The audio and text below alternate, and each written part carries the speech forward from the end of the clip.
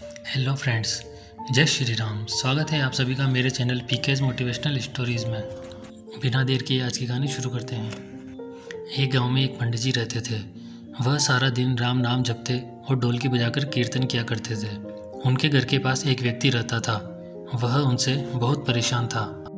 एक दिन वह व्यक्ति गुस्से में पंडित जी के पास गया और कहने लगा, तुम क्या दिन भर यह राम राम रटते रहते हो?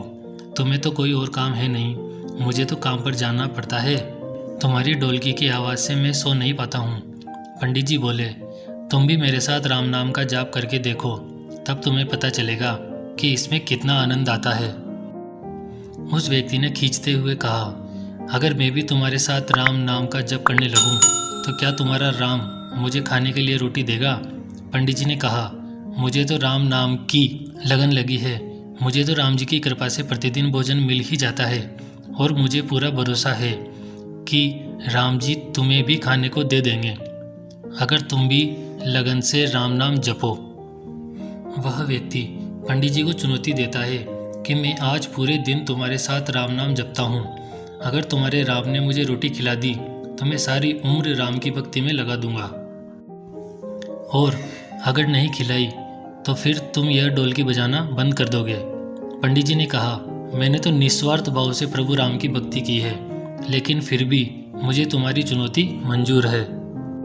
वह व्यक्ति पंडित जी के पास बैठकर राम नाम का पाठ शुरू करता है और मन ही मन निश्चय करता है कि आज मैं खाना नहीं खाऊंगा, चाहे कुछ भी हो जाए। देखता हूँ इसका राम कैसे मुझे भोजन कराता है।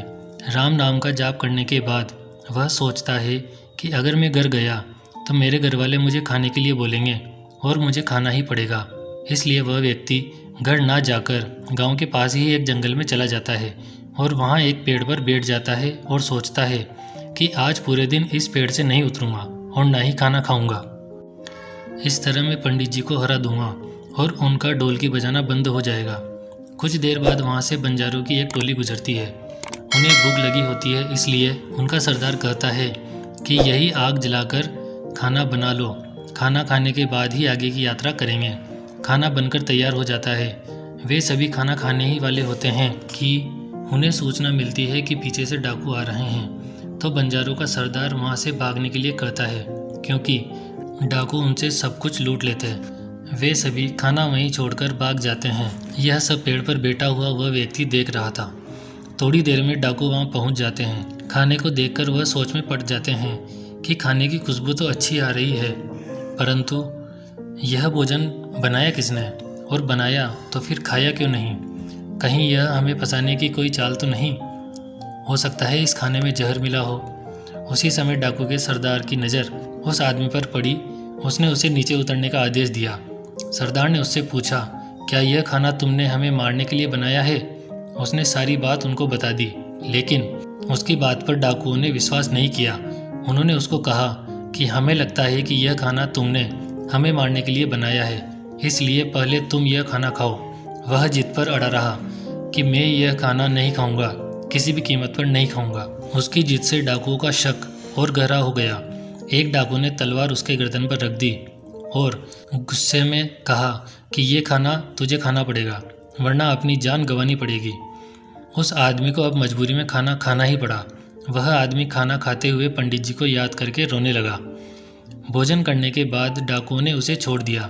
उस आदमी को विश्वास हो गया कि बंजारों को और डाकुओं को राम जी ने ही भेजा है। वह जंगल से सीधा पंडित जी के घर भागा और वहां जाकर पंडित जी के पैरों में गिर गया और उनको सारी राम कहानी सुना दी। अब उसे राम नाम की ऐसी लगन लगी कि उसने अपना पूरा जीवन राम जी की भक्ति में लगा दिया। आशा करता हूँ दोस्तों, आज की एक छोटी सी कहानी आपको पसंद आई होगी। वीडियो को लाइक शेयर करें, कमेंट करें। चैनल को अभी तक सब्सक्राइब नहीं किया है तो जल्दी से सब्सक्राइब करें। बेल आइकन को प्रेस करें जिससे हमारी नई वीडियो की नोटिफिकेशन आपको मिल सके। मिलते हैं दोस्तों अगली वीडियो में एक नई कहानी के साथ। तब तक के लिए सीखते रहें, आगे बढ़ते रहें, जीवन में अच्छा करते रहें। Thanks for watching. जय हिंद, जय भारत, जय श्री राम।